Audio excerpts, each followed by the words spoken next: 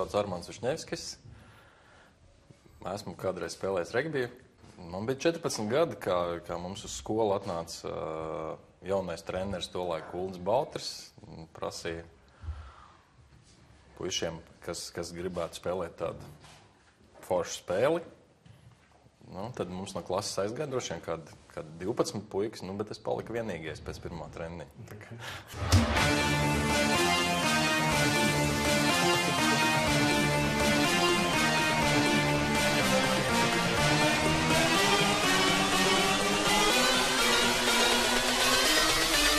Un kā sāku 79. tad Edinburgā mēs uz Maskavu aizbraucām 92. Kaut kādi 13 gadi jau bija, gan jaunieši, gan pieaugušo, gan arī pauze bija, kad es biju armijā padomju. Līdz pat Edinburgai es spēlēju vienīgā klubā, tas bija Rafs. Es pat nedomāju kaut ko tur mainīt klubus, jo kur tu esi sācis, tur arī tu spēlē un visu. Kā saka, dabra ņiši. Ja?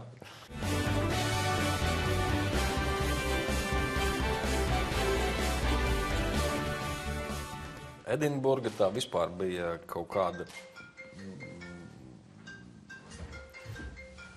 mistiska apstākļu sakritība, kas bija. Tātad mēs paspējām iestāties, cik es sapratu, Starptautiskajā federācijā.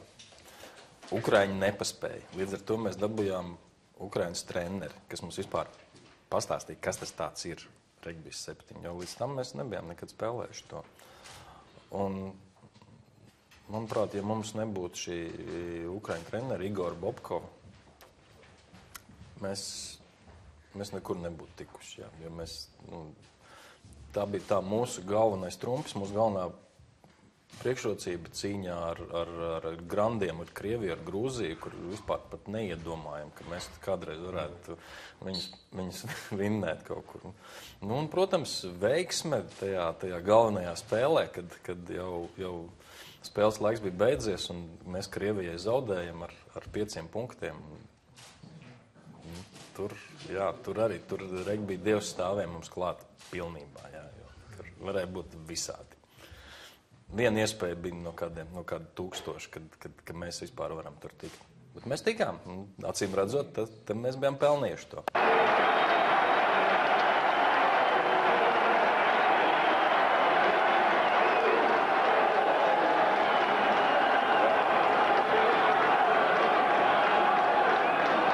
Pirmo bumbu, kas lidojas, nenoķēra, protams.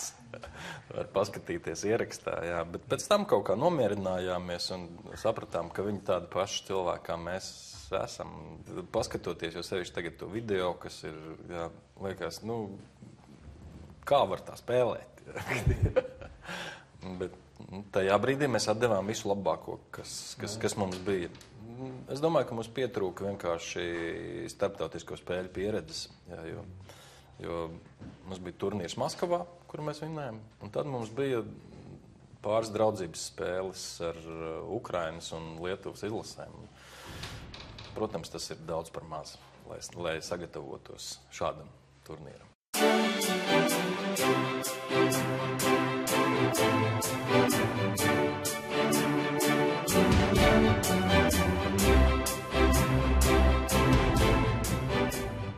Vismaz runājot personīgi par mani, tas bija manas sportiskās karjeras un teiksim, vispār manas sabiedriskās dzīves lielākais notikums, kas man ir bijis vispār. Tas ir mans augstākais punkts, kur esmu bijis. Un es ļoti lepojos gan par sevi, gan par saviem komandas biedriem, saviem treneriem, ka mēs patiešām tajā brīdī varējām to Latvijas vārdu iznest pasaulē, jo mums tajā turnīra laikā ļoti daudz līdzjutēji nāca klāt un prasīja autogrāfus un tajās grāmatiņās, kur bija visi tie spēlētāji un prasīja, kas tā Latvija, kur tāda ir? Un tad viņiem vēl stāstīt, kas ir Latvija un kur viņi ir. Tas bija kaut kas fantastisks, jo nekad ne pirms tam, ne arī pēc tam es nebiju sajūtis tādu apmierinājumu, popularitāti, jā, tā var teikt. Jā. Tā tas bija, jā.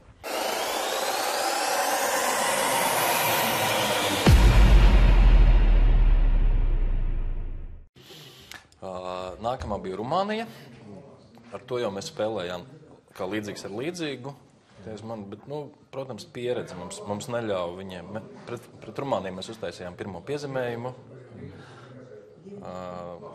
Slaviks Sņetkovs uztaisīja viņu pirmo Latvijas piezemējumu pasaules kausā. Pēc tam nākamā spēle bija ar Dienvidāfriku, kur arī mēs nepalikām tukšā. Arī bija piezemējums. Un nākamajā dienā tad mēs spēlējām ar Japānu un Velsu. 5 spēles mums bija. Un vislīdzīgāk mums tiešām izdevās ar Japānu, kur mēs zaudējām tikai vienu piezemējumu. 21 pret 14. Un būtu mazliet laika vēl, tad mēs arī noteikti būtu izrāvuši neizšķirtu.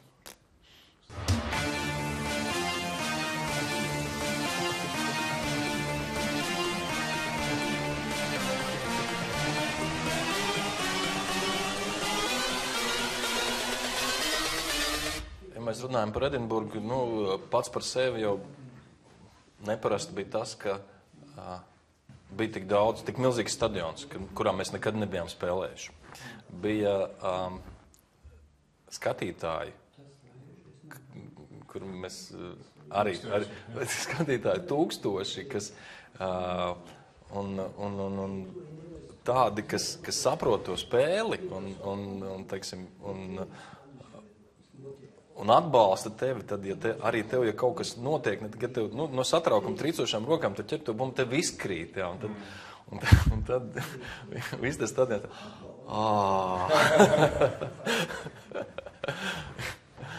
jā, protams, un man liekas, ka mēs ieguvām to skatītāju simpātijas, parasti jau tajās sporta spēlēs tā arī ir, ka komanda, kas nav tik spēcīga, parasti viņu arī atbalsta, jo gaida kādu sensāciju vai kaut ko. Un tad mēs šo atbalstu tiešām izjutām. Es nevaru izcelt kaut kādu tādu vienu gadījumu, bet visa tā atmosfēra kopā, viss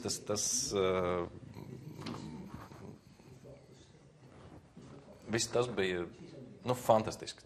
Tas nav aizmirstams. Un ļoti spilgti man palicis atmiņā, kā es uztaisīju tvērienu pret Fridžiju spēlētāju. Jā.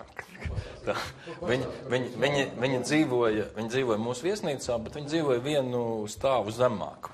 Un tad no viņa stāva nāca kaut kāda jocīga smaka. Viņi tur kaut ko vārīja, kaut kur katlos, kaut kas tur bija. Un tad, kad viņi uznāca uz laukumu, viņi bija iesmērējuši kājas ar kaut kādu savējo to ziedu, un teiksim, tu viņu tver, un viņš tev slīd ārā. Viņš naturāli slīd laukā, viņš bija tā kā zivs. Viņi nevarēja noķert, bet kaut kā sanāca, ka tas viens fidžietis tā skrēja, tad es viņu tik nikns bija, kad nevaru viņus paņemt nekādīgi, ka viņš ļūdz laukā. Un kad ieliku visu spēku iekšā tajā tvērienā, tad viņš bija gar zemi gan. Un pat bumba viņam izkrita laukā.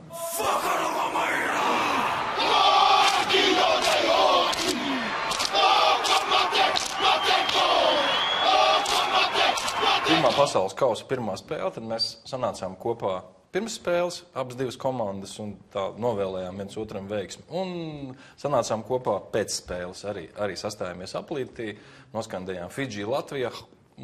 Man pietiek ar to, ka es zinu, ko mēs esam izdarījuši, un tas paliek manā sirdī, un to nevar neviens atņemt. Popularitāte viņi nāk un iet, jā, bet tas, kas ir bijis, tas ir palicis.